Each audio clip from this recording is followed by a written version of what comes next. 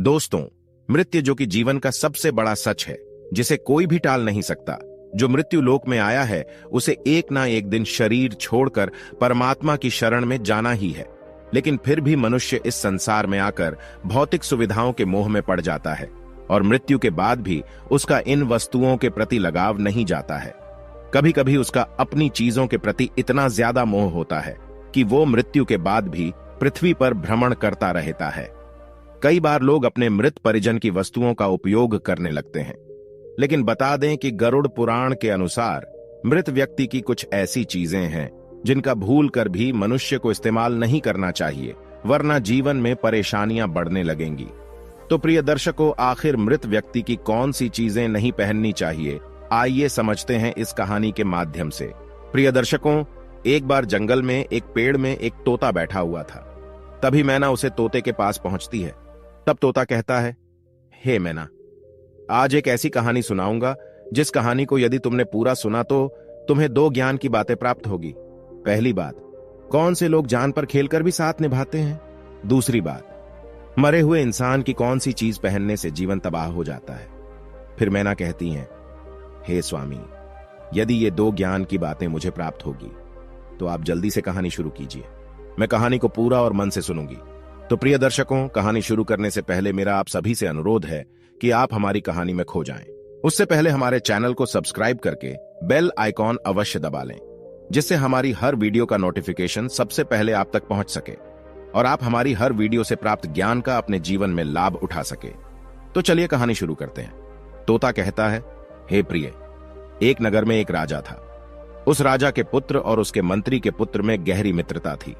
दोनों साथ साथ रहते थे, साथ साथ खाते थे, साथ साथ घूमते थे। वही एक बार दोनों ने साथ साथ घूमने का निश्चय किया। रुपए पैसे की कोई कमी नहीं थी। दोनों बहुत साहसी थे। फिर एक दिन राजा का पुत्र मंत्री के पुत्र को लेकर अपने अपने घोड़े पर सवार होकर घूमने के लिए निकल पड़े। वहीं शाम होते होते वो एक बहुत बड़े तालाब के किनारे पहुंच गए। आसपास कोई गांव या बस्ती नहीं थी। उन्होंने वहीं पर रात व्यतीत करने का निश्चय किया।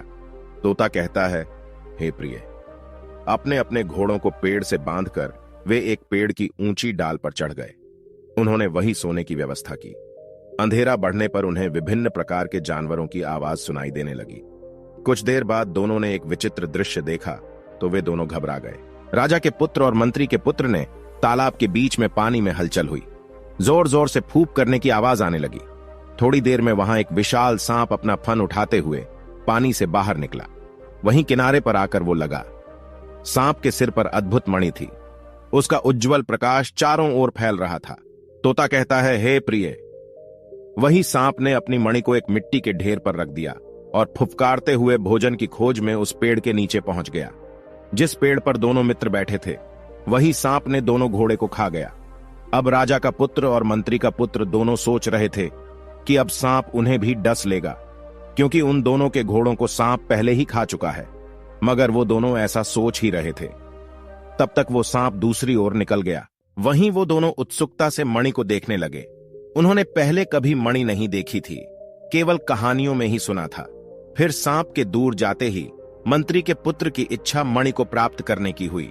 उसने सुना था कि मणि से निकलते प्रकाश को ढकने का एकमात्र उपाय गोबर या फिर घोड़े की लीद है।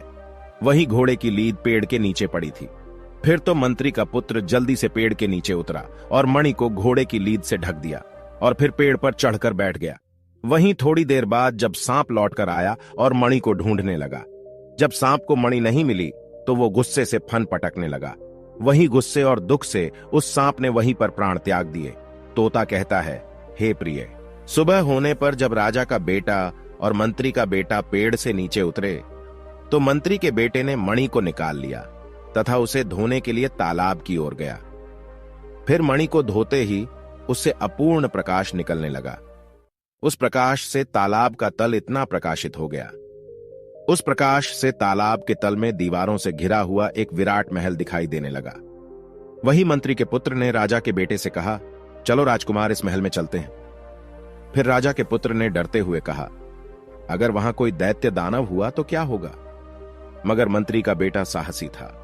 उसने कहा, चलो चलते हैं, जो होगा देखा जाएगा। फिर दोनों ने तालाब में डुबकी लगाने लगे। वही मंत्री के पुत्र के हाथ में मणि थी। उसके प्रकाश से चारों ओर जगमग हो गई। कुछ ही क्षणों में वो तालाब में स्थित राजमहल तक पहुंच गए। वहीं राजमहल का मुख्य द्वार खुला हुआ था। दोनों ने अंदर प्रवेश किया, लेकिन उन्हें कोई भी दिखाई नहीं दिया। महल के चारों ओर बगीचा था। बगीचे में तरह तरह के फूल खिले हुए थे। महल की दीवारें सोने की थीं, हीरे जड़े हुए थे। महल के अंदर की सारी वस्तुएं सोने की थीं, लेकिन वहां पर कोई भी आदमी दिखाई नहीं दे रहा था। ऐसा लगता था मानो उस समय महल को छोड़ करके सब कहीं और चले गए हो। फिर घूमते घूमते वो दोनों एक कमरे में पहुंचे। वहां सोने के पलंग पर उन दोनों ने एक लड़की को सोते हुए देखा तो वो आश्चर्यचकित हो गए। वो लड़की अत्यंत सुंदर थी। दूध के समान सफेद रंग था। उसकी उम्र लगभग 16 वर्ष की थी। दोनों उसे आश्चर्यचकित होकर देख रहे थे। कुछ देर के बाद में उस लड़की की जब नींद खुली तो उसने आंखें मलते हुए राजा के पुत्र और मंत्री पुत्र को देखा तो घबराकर कहने लगी, सर्वनाश हो गया, तुम लोग यहां कैसे आ गए? क्या तुम्हें पता नहीं कि यहां पर बहुत बड़ा सांप रहता है? वो अभी आएगा और तुम्हें देखते ही खा जाएगा। फिर मंत्री के पुत्र और राजा का पुत्र कहने लगा, हम जानते हैं। तो लड़की कहने लगी कि विश्वास नहीं हो रहा है। फिर वो बिस्तर से उठती हुई बोली, उस सांप ने मेरे माता पिता, भाई, नौकर, चाकर, सिपाही, सज्जन एवं समस्त लोगों को खा लिया है। केवल उस सांप ने मुझे ही छोड़ा है। तुम लोग तुरंत भाग जाओ, वरना वो तुम्हें आकर खा जाएगा। फिर उस लड़की की बात को सुनकर मंत्री के पुत्र ने कहा, अब सांप नहीं आएगा क्योंकि वह मर चुका है। फिर ऐसा सुनकर लड़की बहुत खुश हुई और सांप से उसे बचाने के लिए उन्हें बार बार धन्यवाद देने लगी। तोता कहता है, हे प्रिय। फिर वो लड़की हाथ जोड़कर कहने लगी, तुम लोगों ने मुझे सांप से बचाया है। कृपया इस महल में अब मुझे अकेला छोड़कर कभी मत जाना। फिर दोनों ने उसे आश्वासन दिया कि वो छोड़कर कभी नहीं जाएंगे और फिर वो दोनों भी वहीं पर रहने लगे। वही लड़की देखने में जितनी सुंदर थी, स्वभाव में उतनी ही अच्छी थी। फिर कुछ दिनों के बाद राजा के पुत्र ने उसके साथ विवाह कर लिया और आराम से उस महल में उस लड़की के साथ में रहने लगा। वही समय धीरे धीरे गुजरता गया। उसके कुछ दिनों के बाद में राजा के पुत्र ने अपने देश जाने की सोची, लेकिन वो शाही ठाठ बाट के साथ जाना चाहता था। फिर मंत्री पुत्र ने कहा, मित्र तुम चिंता मत करो, मैं पहले तुम्हारे पिता राजा के पास जाऊंगा और उन्हें सब कुछ बता दूंगा। फिर हाथी घोड़े प्रजा के साथ यहां आएंगे और तुम दोनों को राजश्री ठाठ के साथ में यहां से लेकर जाएंगे। वहीं मंत्री पुत्र की बात को सुनकर राजा का पुत्र सहमत हो गया। तोता कहता है, हे प्रिय। वही तय कार्यक्रम के मुताबिक मंत्री पुत्र जाने को तैयार हुआ। वहीं तालाब के ऊपर जाने के लिए मणि की जरूरत थी, तो दोनों ने तय किया कि मणि लेकर दोनों ऊपर जाएंगे। फिर राजा का पुत्र मणि के साथ वापस आ जाएगा और मंत्री पुत्र अपने देश की ओर रवाना हो जाएगा। और फिर इसी कार्यक्रम के अनुसार जल से बाहर आकर मंत्री के पुत्र ने अपने लौटने की तिथि राजपुत्र को बताई और अपने देश के लिए उसने प्रस्थान किया। तोता कहता है, हे प्रिय। मंत्री पुत्र अपने देश के लिए रवाना हो गया और राजा का पुत्र उस मणि को लेकर अपनी पत्नी के पास उस जल के अंदर चला गया। इधर मंत्री पुत्र सीधे रास्ते से ना लौटकर दूसरे रास्ते से अपने देश को लौटा, जिससे उसे देश तक पहुंचने में ज्यादा समय लग गया। इसलिए उसे पूरी तैयारी के साथ लौटने में देर हो गई। उधर राजा का पुत्र उस निर्जन महल में अत्यंत अधीर होकर के मंत्री पुत्र के लौटने की प्रतीक्षा करने लगा। तोता कहता है, हे प्रिय। एक दिन राजा का पुत्र दोपहर को भोजन करके सो रहा था। तभी उस लड़की की नजर उस मणि पर पड़ी, तो उसने सोचा कि पानी के बाहर की दुनिया कैसी है, मैंने कभी नहीं देखी है। राजकुमार सो रहा है। उसने सोचा, तब तक मैं मणि लेकर ऊपर जाती हूं और बाहर की दुनिया देखकर राजपूत के जगने से पहले वापस लौट आऊंगी। फिर उस लड़की ने वैसा ही किया। जैसे ही राजकुमार सो गया, वो लड़की मणि को लेकर और बाहर आ गई। वहीं पानी से बाहर आकर पानी से बाहर का वातावरण और प्राकृतिक दृश्य को देखकर उस लड़की को बहुत प्रसन्नता हुई। फिर तालाब की घाट की सीढ़ियों पर बैठकर उसने स्नान किया। फिर कुछ देर तक इधर उधर घूमती रही। उसके बाद अपने महल में लौट गई। फिर धीरे धीरे उसका साहस बढ़ता गया। अब वह प्रतिदिन राजा के पुत्र के सोने के बाद जल से बाहर रोज आती थी और अंदर चली जाती थी। वहीं जीस राज्य की सीमा के अंतर्गत वो तालाब आता था। एक दिन उस राज्य का राजा अपने पुत्र के साथ शिकार खेलने के लिए वहां पर आ गया। फिर उन दोनों ने तालाब के पास ही अपना डेरा डाल दिया। दोपहर को सभी खाने पीने में व्यस्त थे। वहीं उस राज्य का राजकुमार घूमते घूमते उस तालाब के किनारे खड़ा हो गया। एक बुढ़िया वहीं आसपास में सूखी लकड़ियां चुन रही थीं और उधर वो लड़की भी रोज की तरह मणि लेकर तालाब के घाट की सीढ़ियों पर आकर बैठी थी। वहीं अचानक जब जल कन्या की नजर उस राजकुमार और उस बुढ़िया पर पड़ी तो वो अत्यंत घबरा गई और तालाब में डुबकी लगाकर अपने महल में पहुंचकर फिर उसने राहत की सांस ली। इधर वह राजकुमार लड़की की सुंदरता पर इतना मोहित हो गया था कि उसका रूप उसके मन से नहीं निकल रहा था, क्योंकि ऐसी रूपवती कन्या राजकुमार ने पहले कभी नहीं देखी थी। फिर तो एक झलक दिखाकर जब वो जल कन्या अदृश्य हो गई तो राजा का पुत्र वहीं पर स्थिर होकर रह गया और सोचने लगा कि कितना अच्छा होगा अगर ये रूपवती लड़की एक बार फिर उसे दिख जाए। लेकिन उसकी ये कामना पूर्ण नहीं हुई। वो पागल सा हो गया और बार बार एक ही बात कह रहा था कि अभी थी, अभी थी। वहीं उस राजकुमार की बात को सुनकर कोई भी कुछ भी समझ नहीं पा रहा था। राजा का पुत्र वहां से लौटना नहीं चाहता था। बड़ी मुश्किल से उसे राजमहल लाया गया। वहीं राजा ने राज्य के वैद्य को बुलाया, उसका बहुत इलाज करवाया, पर कोई लाभ नहीं हुआ। राजा का बेटा सिर्फ एक ही रट लगाए हुए था कि अभी थी, अभी थी। फिर तो राजकुमार की एक ही रटना से राजा अत्यंत उदास हो गया। फिर राजा ने घोषणा करवाई कि जो कोई भी राजा के पुत्र को ठीक कर देगा उसकी बेटी के साथ में राजा के पुत्र का विवाह करवा दिया जाएगा और आधा राज्य उसे दिया जाएगा। तोता कहता है, हे प्रिय, लेकिन कोई भी सामने नहीं आए। राजा एकदम निराश हो गए। फिर एक दिन एक बुढ़िया ने आकर कहा, महाराज, मैं आपके पुत्र को ठीक कर सकती हूं। तो अपने आश्चर्य से कहा, तुम कैसे कर सकती हो, जब बड़े बड़े प्रसिद्ध वैद्य भी उसका इलाज करके ठीक नहीं कर सके। फिर राजा की बात सुनकर वो बुढ़िया कहने लगी, हाँ महाराज, मैं अभी नहीं बताऊंगा, पर तुम्हारे बेटे को मैं ठीक कर दूंगी। पहले उसे ठीक कर दूं, फिर बताऊंगी। वही राजा कहने लगा कि मेरे पुत्र को ठीक होने में कितना समय लगेगा। तो बुढ़िया कहने लगी, ये भी नहीं पता बताऊंगी, पर महाराज यदि आपका मुझे सहयोग मिला तो आपका बेटा शीघ्र ठीक हो जाएगा। आप केवल मेरा सहयोग करो। तोता कहता है, हे प्रिय। फिर वो बुढ़िया राजा से कहने लगी, जिस तालाब के किनारे आपका पुत्र पागल हुआ था वहां मेरे लिए एक झोपड़ी बनवा दो और झोपड़ी से 100 कदम दूर आपके सिपाही छुप कर रहेंगे और वो मेरे निर्देश का पालन करेंगे।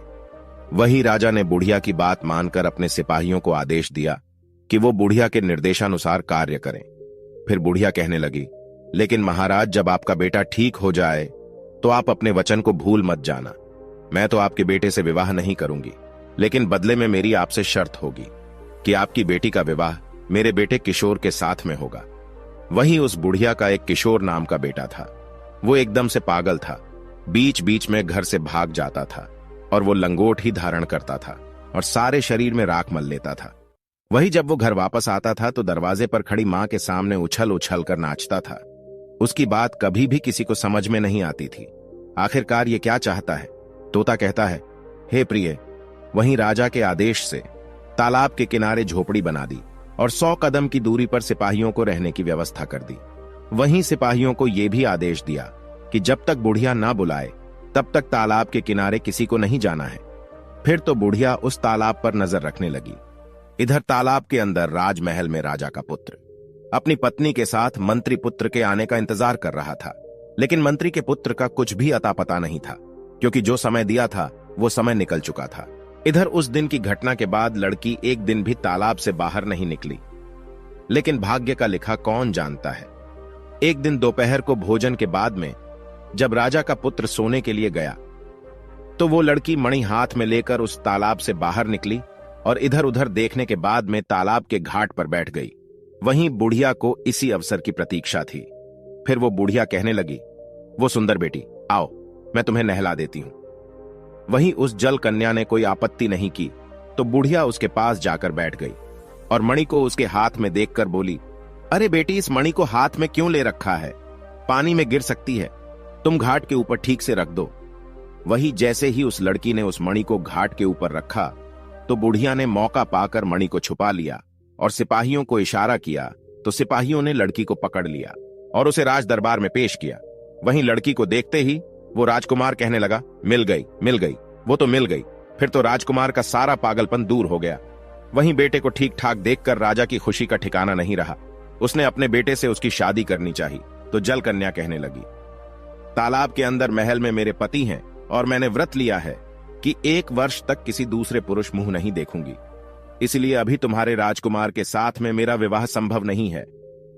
फिर तो ऐसा सुनकर राजा उदास हो गया और उसे कोई उपाय नहीं सूझा। फिर राजा ने साल भर तक प्रतीक्षा करने का निश्चय किया। उधर मंत्री पुत्र सारी व्यवस्था करके उस तालाब के किनारे हाथी, घोड़ा एवं सिपाहियों के साथ पहुंचा और फिर वो तालाब के किनारे आम के बगीचे में तंबू थान कर तालाब की ओर एकटक देखता रहा। हालांकि राजा के पुत्र को जो समय दिया था वो बीत गया था, किंतु मंत्री पुत्र को आशा थी कि राजा का पुत्र बाहर अवश्य आएगा। उन्हें भी मेरे आने की चिंता होगी, क्योंकि बिना मणि के महल के अंदर प्रवेश नहीं हो सकता था। वह मंत्री पुत्र उस राजा के पुत्र के तालाब से बाहर आने का इंतजार करने लगा, परंतु राजा का पुत्र और उसकी पत्नी जल से बाहर नहीं निकली। वही मंत्री के पुत्र ने सोचा, निश्चय ही कोई ना कोई घटना घटी है, लेकिन पाताल पूरी तक कैसे पहुंच सकते हैं, क्योंकि वो जानता था सांप की मणि के बगैर वहां तक पहुंचना असंभव है। इधर उस जल कन्या का 1 वर्ष का दिया हुआ राजा को समय समाप्त होने वाला था। इधर राजा ने अपने पुत्र के साथ उस लड़की के विवाह की तैयारी शुरू कर दी। हलवाइयों ने पकवान बनाना शुरू कर दिया। नगर में घर द्वार सजाए जाने लगे। राजमहल में शहनाइयां बजने लगी। मंत्री पुत्र ने पास के नगर से आने वाली शहनाई की आवाज को सुना। फिर एक राहगीर से पूछने पर उसने उसे बताया कि एक जल कन्या से इस देश के राजकुमार का विवाह होने जा रहा है, उसी की तैयारी चल रही है। तोता कहता है, हे प्रिय। वही मंत्री पुत्र सारी बात समझ गया। उसने तय किया कि पहले नगर जाकर के वो सारी बातों का पता लगाएगा, और ऐसा सोचकर मंत्री पुत्र नगर की ओर चल पड़ा। वही उसने एक ब्राह्मण के घर में शरण ली। वहीं ब्राह्मण ने उसका आदर सत्कार किया और भरपेट भोजन कराया। वही विश्राम के बाद मंत्री पुत्र ने पूछा, हे ब्राह्मण देवता, कृपया बताएं, इस नगर में इतनी तैयारी क्यों की जा रही है? लगता है तुम इस नगर में नए आए हो। नगर के निकट के जंगल में एक तालाब है, वहां से एक अपूर्व सुंदर जल कन्या को पकड़कर लाया गया है। कल इस राजकुमार के साथ में उसका विवाह होगा, इसीलिए नगर में इतनी रौनक है। वही मंत्री पुत्र कहने लगा, ये तो बड़ी अद्भुत बात है, ऐसा तो मैंने कभी नहीं सुना। दरअसल मैं बहुत दूर से आया हूं, कृपया मुझे पूरी बात बताइए। वही ब्राह्मण ने मंत्री पुत्र को सारी बात बताते हुए कहा कि एक दिन इस देश का राजा शिकार खेलने को जंगल में गया था। वहां उसका पुत्र पागल हो गया और एक बुढ़िया ने एक जल कन्या को पकड़कर किस तरह से उसे ठीक किया, ये तो मुझे भी नहीं मालूम है, मगर वो बुढ़िया जब जल कन्या को पकड़कर लाई और उस राजकुमार के सामने पेश किया तो राजकुमार ठीक हो गया। वही मंत्री पुत्र ने पूछा कि बुढ़िया को राजा ने जो वचन दिया था, क्या वो पूरा हुआ? तोता कहता है, हे प्रिय। फिर ऐसा सुनने के बाद में मंत्री पुत्र ने मन ही मन एक योजना बनाई और वो ब्राह्मण से विदा लेकर नगर के बाहर आ गया। फिर किशोर का भेष बनाकर वापस नगर में लौट आया। हाथ में पेड़ की एक डाल लेकर के बुढ़िया के घर के सामने उछल उछल कर नाचने लगा। वही किशोर की आवाज सुनकर बुढ़िया बहुत खुश हुई। वह समझ नहीं सकी कि मंत्री पुत्र किशोर के भेष में आया है, और वह बुढ़िया खुश होकर कहने लगी, लगता है भगवान ने मेरी प्रार्थना सुन ली है, मेरा बेटा आ गया है। बेटा, अब मुझे छोड़ करके तू कभी मत जाना। किशोर के भेष में वो मंत्री पुत्र कहने लगा, नहीं नहीं, ये नहीं होगा, ये नहीं होगा। फिर तो बुढ़िया कहने लगी, तुम मेरे साथ रहो, राजा की बेटी के साथ तुम्हारा विवाह करवाऊंगी। वही किशोर शादी के लिए राजी हो गया। वही बुढ़िया वो मंत्री पुत्र को अपना बेटा किशोर समझकर उससे कहने लगी, देखो बेटा, मैं एक तालाब से जल कन्या को पकड़कर लाई हूं, क्या तुम देखने चलोगे? तो किशोर कहने लगा, हाँ चलूंगा। वही आगे बुढ़िया ने कहा, क्या तुम सांप के सिर की मणि देखोगे? तो किशोर कहने लगा, हाँ देखूंगा। फिर तो बुढ़िया ने मणि को जैसे ही निकाला तो नकली किशोर ने उसे लेकर अपने पास रख लिया। वहीं बुढ़िया इतनी खुश थी कि उसका ध्यान उस ओर गया ही नहीं। वो किशोर को राजमहल में ले गई। वहीं जिस कमरे में राजकन्या थी, उसने उस कमरे में उस किशोर को बैठा दिया। वहीं शाम होने पर उस बुढ़िया ने अपने बेटे किशोर से कहा, चलो घर चलते हैं। तो वो नकली किशोर घर जाने को तैयार नहीं हुआ। वहीं अंत में हार करके बुढ़िया पहरेदारों से उसका ख्याल रखने की कहकर अकेली घर लौट गई। तोता कहता है प्रिय। वही रात में जब सब सो गए तो मंत्री का पुत्र उस जल कन्या के पास पहुंचा और उसने उसे अपना परिचय दिया। फिर वो जल कन्या रोकर कहने लगी, चाहे जैसे हो मेरा उद्धार करो, मुझे मेरे राजपूत के पास ले चलो। तुम्हारे जैसा शुभ चिंतक और दूसरा मित्र कौन हो सकता है? वही मंत्री पुत्र कहने लगा, तुम चिंता मत करो, इसीलिए तो मैं इस भेष में आया हूं। अब मैं जैसा कहूंगा तुम वैसा ही करना, और फिर आज रात को ही हम यहां से भाग चलेंगे। वही उसके बाद में नकली किशोर बार बार खिड़की से बाहर आता, उछलता नाचता। पहले तो पहरेदार थोड़े चौकन्ने रहे, फिर उसे पागल समझकर आपस में कहने लगे, ये तो पागल है, लगता है सारी रात इसी तरह उछलता कूदता रहेगा, कभी खिड़की से बाहर आएगा, कभी अंदर जाएगा। हम लोग सारी रात कब तक जागेंगे? चलो हम सभी लोग थोड़ा आराम कर लेते हैं। तोता कहता है, हे प्रिय। वही मौका देखकर मंत्री पुत्र जलकन्या को अपनी पीठ में बांध करके खिड़की के रास्ते निकलकर भाग गया और उस तालाब के किनारे पहुंच गया।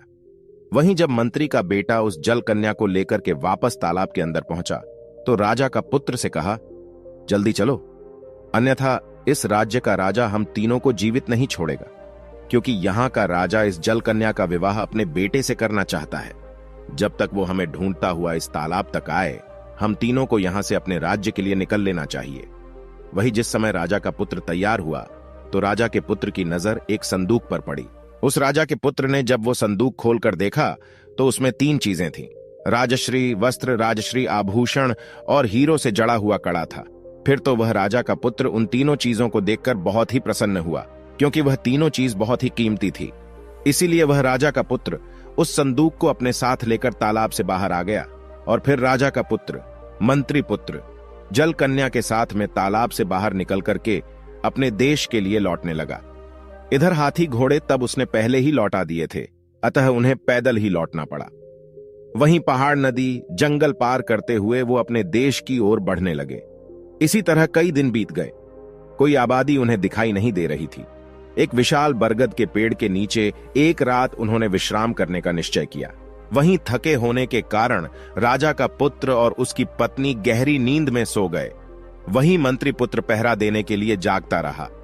जिस समय पर मंत्री पुत्र पहरा दे रहा था उसी समय उस पेड़ के ऊपर एक चिड़ा और चिड़िया का बसेरा था। मंत्री पुत्र ने दोनों को बातें करते हुए सुना। चिड़िया कहने लगी, मंत्री पुत्र ने बहुत चालाकी से राजा के पुत्र और उसकी पत्नी को बचाया है, लेकिन क्या वह कुशल अपने देश पहुंच सकेंगे? तो चिड़ा कहने लगा, मैं तो आने वाली भीषण विपत्ति को देख रहा हूं। राजा के पुत्र को लेने के लिए राजा हाथी भेजेगा, किंतु राजा का पुत्र उस हाथी पर चढ़ते ही गिरकर मर जाएगा। तो चिड़िया ने पूछा, अगर कोई राजा के पुत्र को हाथी की पीठ पर चढ़ने से रोक दे तो क्या वो बच जाएगा? तो चिड़ा कहने लगा, फिर तो वो बच जाएगा, लेकिन इससे उसकी होनी नहीं टलेगी।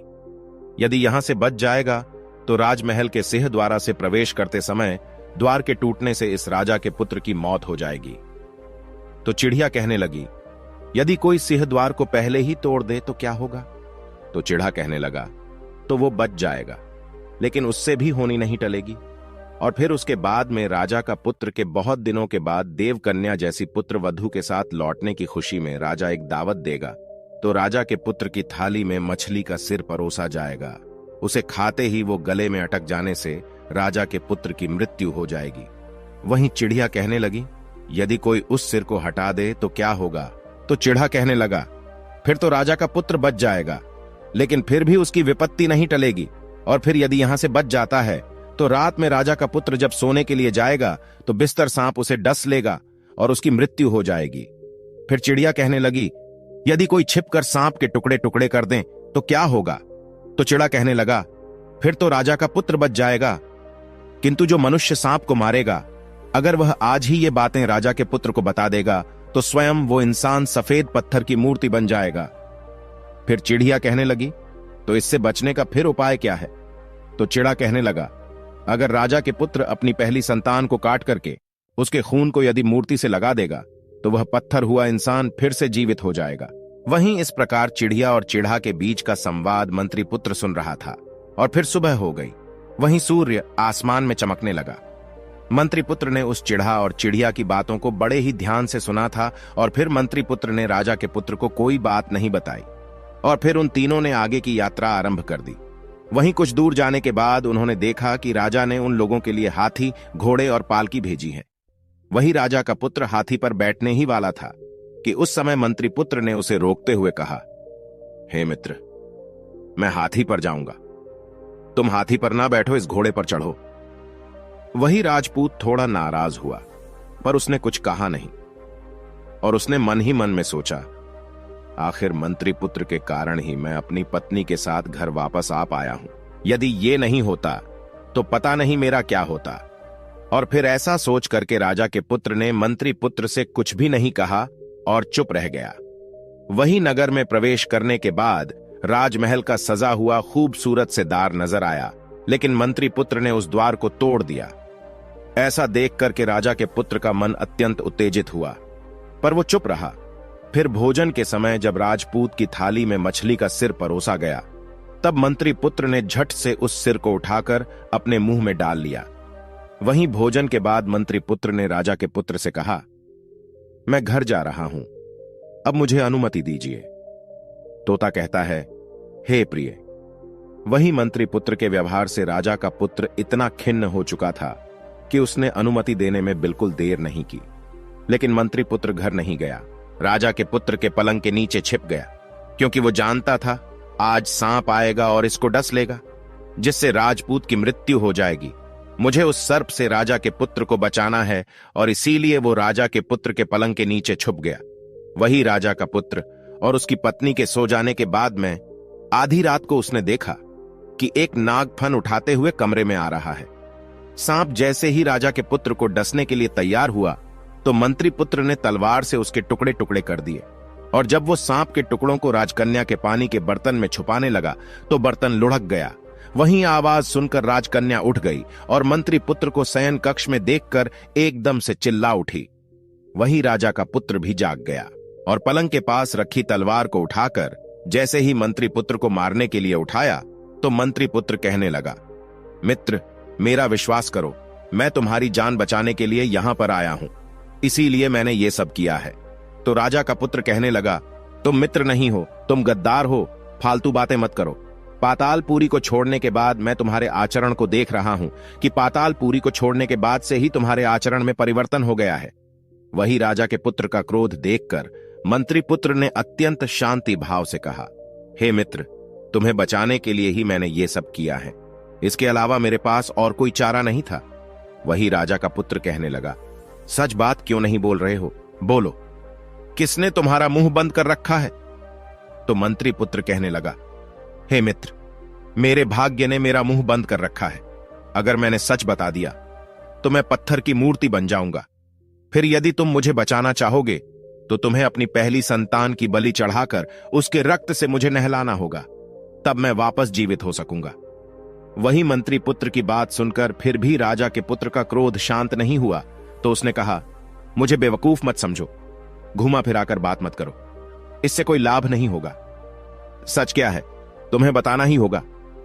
तोता कहता है, हे प्रिय।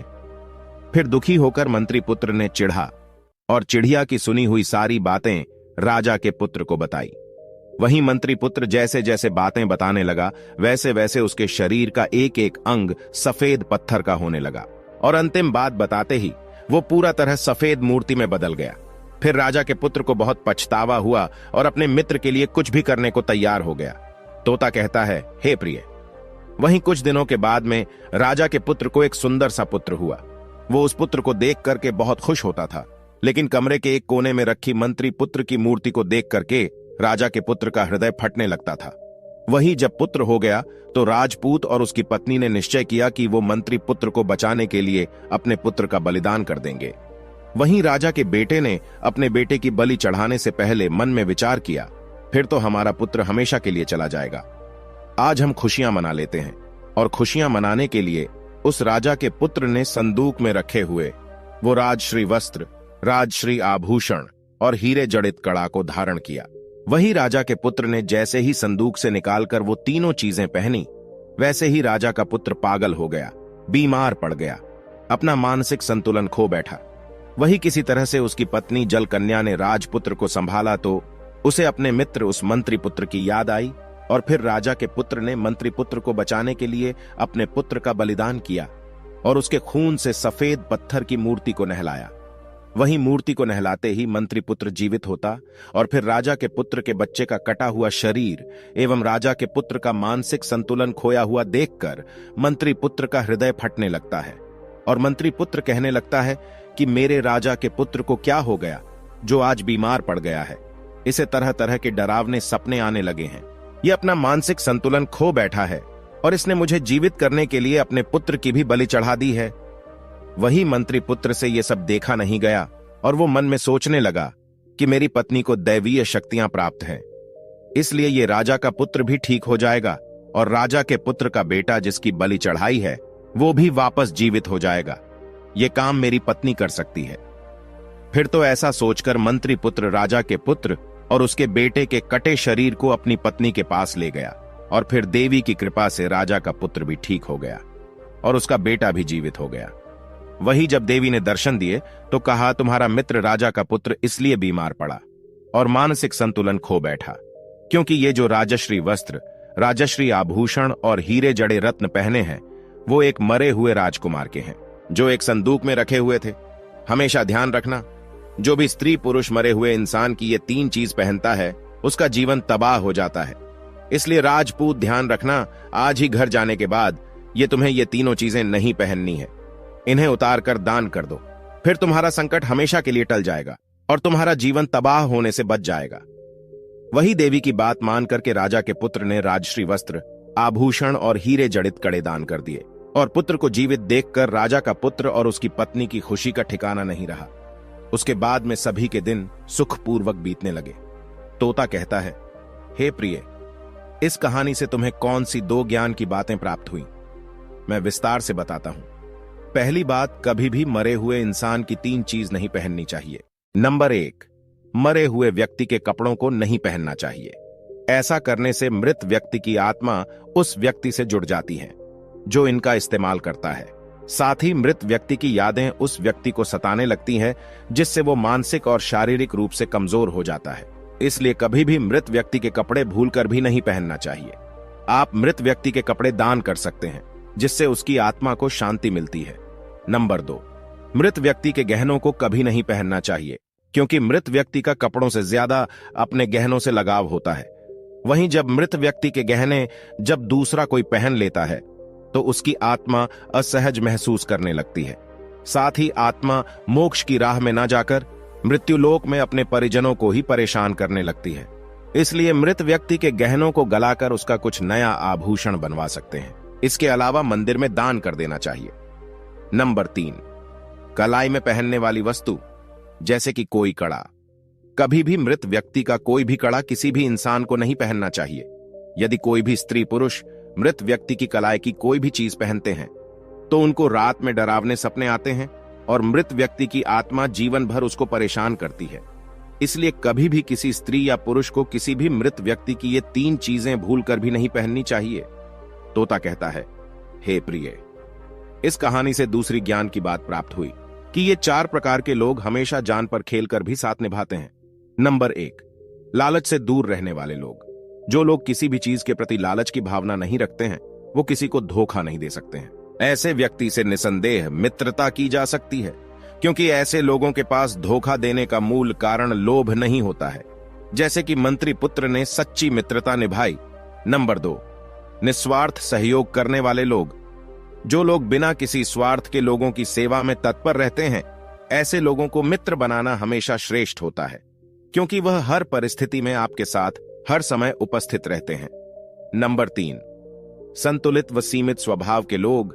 ऐसे लोग जो दूसरों के आडंबर से प्रभावित नहीं होते तथा अपने में सीमित और संतुलित स्वभाव के होते हैं।